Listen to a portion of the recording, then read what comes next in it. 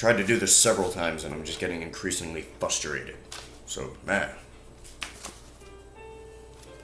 Fuck. Now I'm lighting my cell phone's fire. This is what I'm doing. Just burning myself with cigarettes. Anyway, I wanted to do this hours ago, but they were paving outside and it was all screeching and machinery and men yelling. And even like they had like an 8-year-old working for them. It was pretty cool. They got that driveway squared away. It doesn't matter to me, because I can't park on it. I only have on-street parking. Then I took a walk and got a shrimp scampi pizza from Olympus Pizza, Manchester, New Hampshire. The best pizza in town. I assume, I don't know. I only go to one pizza place. Anyway, to get back to it. We're at Chapter 7 of the Island of Doctor Moreau. We're now on the island. Our guy, Prendick, trying to adjust to things and stuff. I don't script any of this, so I'm sorry. Anyway, fun fact, you probably figured it out at some point. The island is an allegory for society. Why put it on an island, though? I mean, Wells could have made the story about, the setting could have been London, where the protagonist and antagonist are from, but I don't know. Someone smarter than me can probably come up with a better answer, but I think when you take the whole thing and just kind of distance yourself from the setting that you mean to talk about, because he's going to get into a lot of issues that were facing British society at the time, and you take it and you put it into a smaller place like an island, and I guess maybe it helps to hone your story in a little bit, helps the reader focus. I don't know. I just fucking here, man. Let's try to get through it. Anyway, Chapter 7, The Locked Door. The reader will perhaps understand that at first everything was so strange about me, and my position was the outcome of such unexpected adventures that I had no discernment of the relative strangeness of this or that thing about me. I followed the llama up the beach and was overtaken by Montgomery, who asked me not to enter the stone enclosure. I noticed then that the puma in the cage and the pile of packages had been placed outside the entrance of the quadrangle. I turned again and saw the launch had now been unloaded, run out again, and beached, and the white-haired man was walking towards us. He addressed Montgomery. And now comes the problem of this uninvited guest. What are we to do with him? He knows something of science, said Montgomery. I'm itching to get to work again with this new stuff, said the gray-haired man, nodding towards the enclosure. His eyes grew brighter. I dare say you are, said Montgomery in anything but a cordial tone. We can't send him over there, and we can't spare this time to build him a new shanty, and we certainly can't take him into our confidence just yet. I'm in your hands, said I. I had no idea of what he meant by over there. I've been thinking of the same things, Montgomery answered. There's my room with the outer door. That's it, said the man promptly, looking at Montgomery, and all three of us went up towards the enclosure. I'm sorry to make a mystery, Mr. Prendick, but you'll remember you're uninvited. Our little establishment here contains a secret or so. It is a kind of Bluebeard's chamber, in fact. Nothing very dreadful, really, to a sane man, but just for now, as we don't know you... Decidedly, said I. I should be a fool to take offense at any want of confidence. He twisted his heavy mouth into a faint smile. He was one of those saturnine people who smile with the corners of the mouth down, and bowed his acknowledgement of my complaisance. The main entrance to the enclosure we passed. It was a heavy wooden gate, framed in iron and locked, with the cargo of the launch piled outside it. and at the corner we came to a small doorway I had not previously observed. The gray-haired man produced a bundle of keys from the pocket of his greasy blue jacket, opened the door, and entered. His keys and the elaborate locking up of the place, even while it was still under his eyes, struck me as peculiar.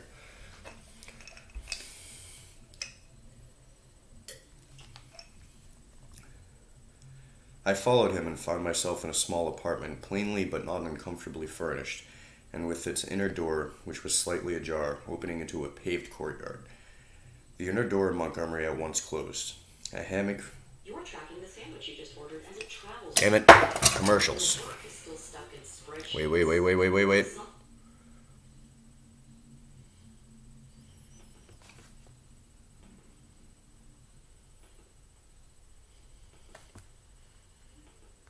Anyway. Sorry.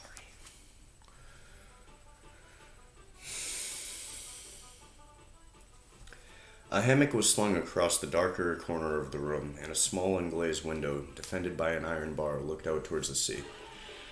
This, the gray-haired man told me, was to be my apartment, and the inner door, which, for fear of accidents, he said, he would lock on the other side, was my limit inward. He called my attention to a convenient deck chair before the window, and to an array of old books chiefly, I found, surgical works and editions of the Latin and Greek classics, languages I cannot read with any comfort, on a shelf near the hammock. He left the room by the outer door as if to avoid opening the inner one again. We usually have our meals in here, said Montgomery, and then, as if in doubt, one out after the other. Moreau, I heard him call, and for a moment I do not think I noticed. Then, as I handled the books on the shelf, it came up in consciousness.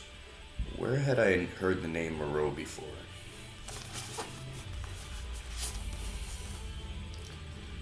I sat down before the window and took out the biscuits that still remained to me and ate them with an excellent appetite.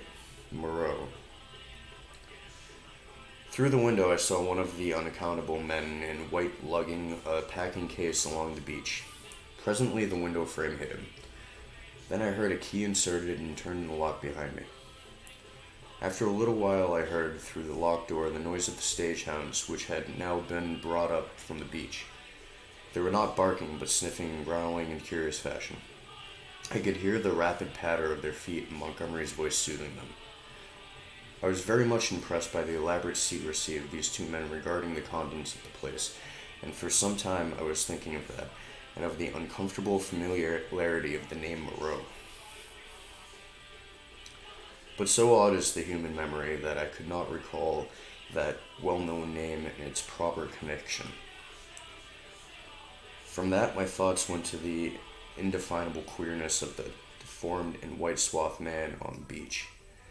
I never saw such a gait, such odd motions as he pulled at the box. I recalled that none of the men who had spoken to me, though most of them I found looking at me at one time or another in peculiar futurative manner, quite unlike the frank state of your unsophisticated savage. I wondered what language they spoke. They all seemed remarkably taciturn, and when they did speak, endowed with very uncanny voices. What was wrong with them? Then I recalled the eyes of Montgomery's ungainly attendant. Just as I was thinking of him, he came in. He was now dressed in white, carrying a little tray with some coffee and boiled vegetables thereon. I could hardly repress shuddering recoil as he came, bending amiably, and placed the trays before me on the table. Then astonishment paralyzed me. Under his stringy black locks I saw his ear. It jumped upon me suddenly, close to my face. The man had pointed ears, covered with a fine fur. "Your breakfast, sire," he said. I stared at his face without attempting to answer him. He turned and went towards the door, regarding me oddly over his shoulder. I followed him with my eyes, and as I did so, by some trick of unconscious cerebration, there came surging into my head the phrase, Moreau. The Moreau Hollows, was it? The Moreau Hollows. The Moreau... Ah! It sent my memory back 10 years. The Moreau horrors. The phrase drifted loose in my mind for a moment, and then I saw it in a red lettering of a little buff-colored pamphlet. That to read made one shiver and creep. Then I remembered distinctly all about it. That long-forgotten pamphlet came back with startling vividness in my mind. I was a mere lad then, and Moreau was, I suppose, about 50, a prominent and masterful physiologist, well known in scientific circles for his extraordinary imagination and his brutal directness in discussion. Was this the same Moreau? He had published some very astonishing facts in connection with the transfusion of blood, and in addition was known to be doing valuable work on morbid growths. Then suddenly his career was closed. He had to leave England. A journalist obtained access to his laboratory in the capacity of laboratory assistant, with the deliberate intention of making sensational exposures, and by the help of a shocking accident, if it was an accident, his gruesome pamphlet became notorious. On the day of its publication, a wretched dog, flayed and otherwise mutilated, escaped from Moreau's house. It was in the silly season, and a prominent editor, a cousin of the temporary laboratory assistant, appealed to the conscience of the nation. It was not the first time that conscience had turned against the methods of research. The doctor was simply howled out of the country. And maybe he deserved to be, but I still think the tepid support of his fellow investigators and his desertion by the great body of scientific workers was a shameful thing. Yet some of his experiments, by the journalist's account, were wantonly cruel. He might perhaps have purchased his social peace by abandoning his investigations, but he apparently preferred the later, as most men who had once fallen under the overmastering spell of research. He was unmarried and had indeed nothing but his own interest to consider. I felt convinced this must be the same man. Everything pointed to it. It dawned upon me to what end the puma and the other animals, which had now been brought with other luggage into the enclosure behind the house, were destined. And a curious faint odor, the hiatus of something familiar, an odor that had been in the background of my consciousness hitherto, suddenly came forward into the forefront of my thoughts. It was the antiseptic odor of the operating room. I heard the puma growling through the wall, and one of the dogs yelped as though it had been struck. Yet surely, especially to another scientific man, there was nothing so horrible in vivisection as to account for all this secrecy. And by some odd leap in my thoughts, the pointed ears and the luminous eyes of Montgomery's attendant came back again before me with the sharpest definition. I stared out at the green sea, frothing under a freshening breeze, and let these and other strange memories of the last few days chase each other through my mind. What could it mean? A locked enclosure on a lonely island, a notorious vivisector, and these crippled and distorted men.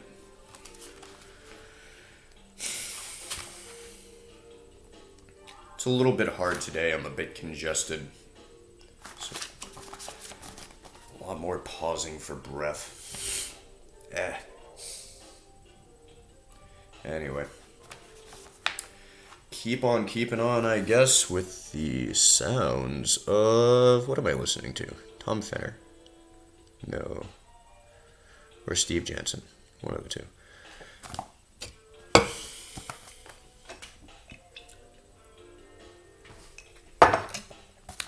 Anyway, Chapter 8. The Crying of the Puma.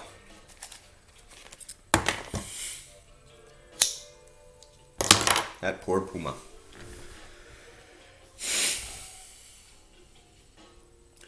Montgomery interrupted my tangle of mystification and suspicion about one, and his grotesque attendant followed him with a tray bearing bread, some herbs, and other edibles, a flask of whiskey, a jug of water, and 3 glasses and knives.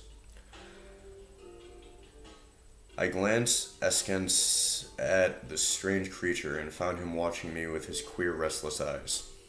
Montgomery said he would lunch with me, but that Moreau was too preoccupied with some work to come. "Moreau," said I. "I know that name." "The devil you do," he said. "What an ass I was to mention it to you. I might have thought. Anyhow, it will give you an inkling of our mysteries. Whiskey?" "No, thanks. I'm an abstainer." "Wish I'd been. But it's no use locking the door after the steed is stolen. It was that infernal stuff that led me coming here. That and a foggy night. I thought myself in luck at the time when Moreau offered to get me off. It's queer." "Montgomery," said I, suddenly as the door closed. "Why has your man pointed ears?" "Damn," he said. Over his first mouthful of food, he stared at me for a moment and then repeated, "Pointed ears?" "Little points to them," said I as calmly as possible, with a catch in my breath, "and a fine brown fur at the edges." He helped himself to whiskey and water with great deliberation. I was under the impression that his hair covered his ears. I saw them as he stopped by me to put the coffee you sent to me on the table, and his eyes shine in the dark.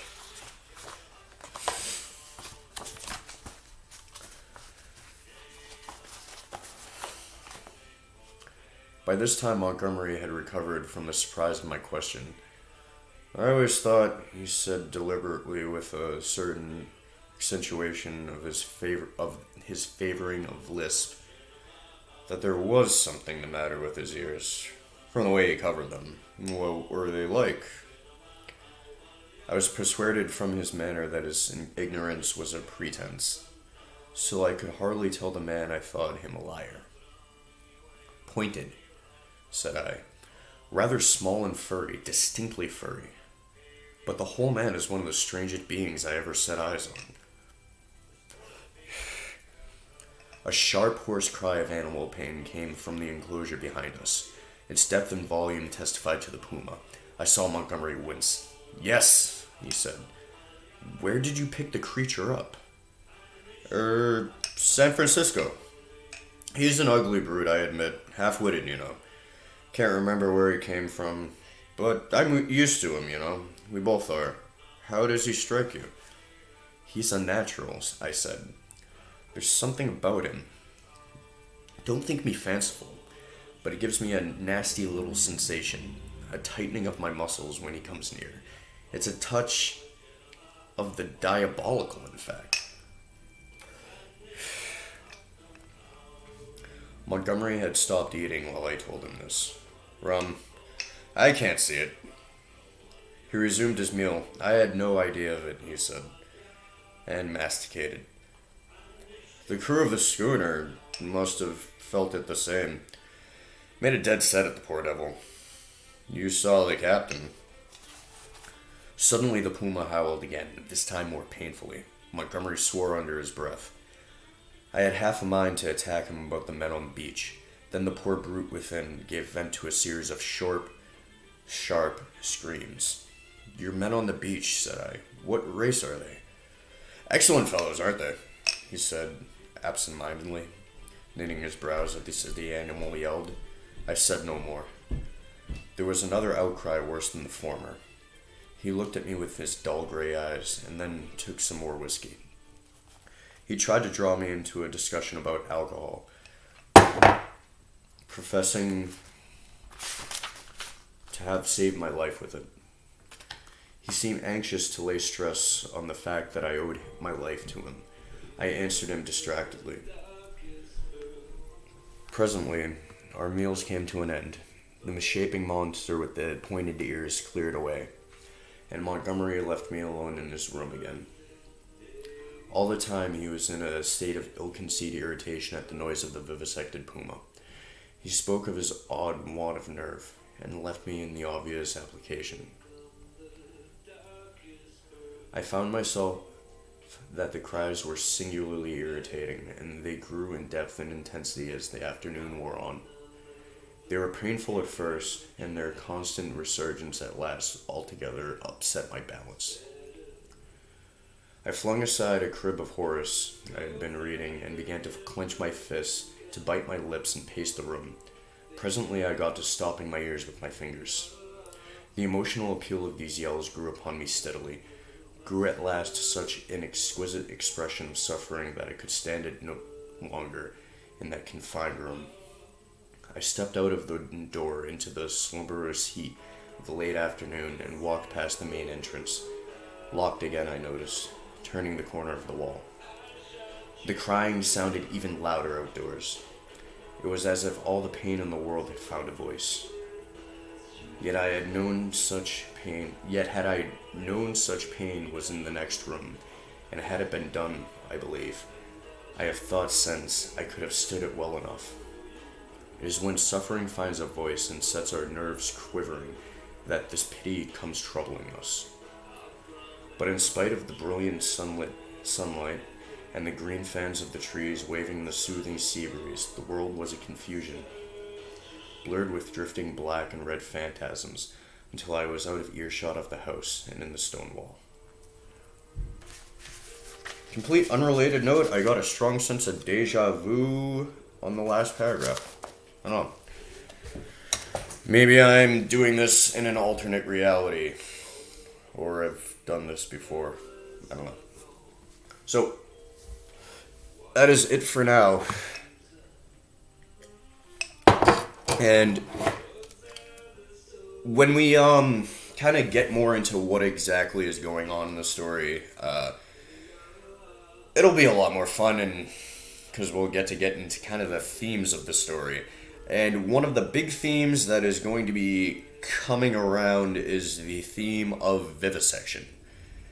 Vivisection is just as sexy as it sounds. Vivisection is essentially operating on living creatures for, to scientific advance. For instance, you have a frog, a living frog. You cut open the frog to see which parts of the frog is the croaker. That would be vivisection. I'm not a scientist. I don't know. And when Wells put out this album, when Wells put out this book in the late 1800s, 1890 something, I believe, that was a huge thing that was gaining traction in Britain at the time. Was there started to be a big movement in scientific circles and in social circles of anti-vivisection. And we'll get more into it later on, but a lot of the people that were against, operating on animals, were champions of other social causes. The people that were for vivisection, it's usually a lot of doctors, medical students, surgeons, things like that, government types, all of that. There was just a debate back and forth between people that were pro-vivisection, operating on living creatures, animals. Cholera was big back in the day, and they thought that, we can help treat cholera, find a cure for cholera, things like that. You gotta hack open this pig or dog, whatever, and put up against the anti-vivisection crowd, which consisted a lot of feminists. Feminists were very anti-vivisection at the time. Labor unions, very anti-vivisection. Some and a lot of religious types for varying reasons. Not just because a lot of people, Quakers for instance, saw this is they're God's creatures. You can't just take a scalpel to this dog. And they also, other religious people kind of felt it as an affront to God, because again, Darwin, the origin of species was really gaining traction at the time, and a lot of religious people kind of felt that things of that nature were just, pretty much a slight to God. And I am going to get more specifically into that. For instance, I'm going to get more into the feminist involvement in the anti-vivisection movement. Definitely going to get more into the religious aspects of the novel. But, I'm not going to throw it all out all in one sitting. But something to keep in mind, one of the ongoing themes of the story is going to be, should you really be carving up a living creature to advance scientific knowledge? Maybe. Or maybe not.